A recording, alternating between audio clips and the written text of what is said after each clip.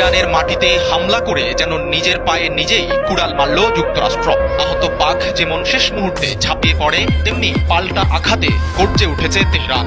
হামলার জবাবে মধ্যপ্রাচ্যে থাকা মার্কিন ঘাঁটিগুলোকে টার্গেট করেছে ইরান। ইতোমধ্যেই ড্রোন ও ক্ষেপণাস্ত্র ছুড়ে সৌদি, কাতার সহ মধ্যপ্রাচ্যের 5 দেশে থাকা মার্কিন ঘাঁটিতে ভয়াবহ হামলা চালানো হয়েছে।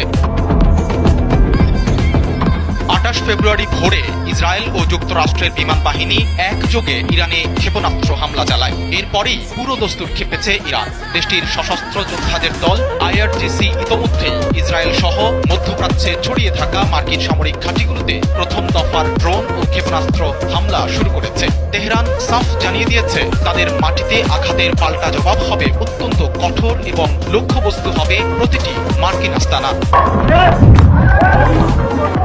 ফরাসি সংবাদ সংস্থা ও ইরানের নিজস্ব গণমাধ্যম বলছে, মধ্যপ্রাচ্যের অন্যতম বৃহৎ মার্কিন ঘাঁটি কাতারের আল উদেইদ, কুয়েতের আল সালেম, সংযুক্ত আরব আমিরাতের আল থাফরা এবং বাহরাইনে অবস্থিত মার্কিন পঞ্চম নৌবহরকে লক্ষ্য করে ইরান বৃষ্টির মতো মিসাইল ছুড়েছে।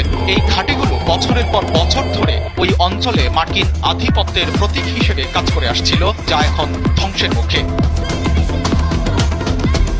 যুক্তরাষ্ট্রের জন্য এই হামলার ক্ষয়ক্ষতি হতে পারে অপূরণীয়। আল জাজিরার মানচিত্র অনুযায়ী এই অঞ্চলে বর্তমানে 19টি সক্রিয় সাইটে অন্তত 40 থেকে 50 হাজার মার্কিন সেনা অবস্থান করছে। ইরানের নিখুঁত ব্যালিস্টিক ক্ষেপণাস্ত্রগুলো যদি সরাসরি ব্যারাক বা আবাসে আঘাত হানে, তবে দ্বিতীয় বিশ্বযুদ্ধের পর মার্কিন সামরিক ইতিহাসে এটি হতে পারে সবচেয়ে বড় সৈন্য ক্ষয়ের ঘটনা। বিশেষ করে কাতার ও কুয়েতের মতো ছোট দেশগুলোতে থাকা মার্কিন জনশক্তি এখন আক্ষরিক অর্থেই ডেথ ট্র্যাপ বা মৃত্যুর ফাঁদে পরিণত হয়েছে।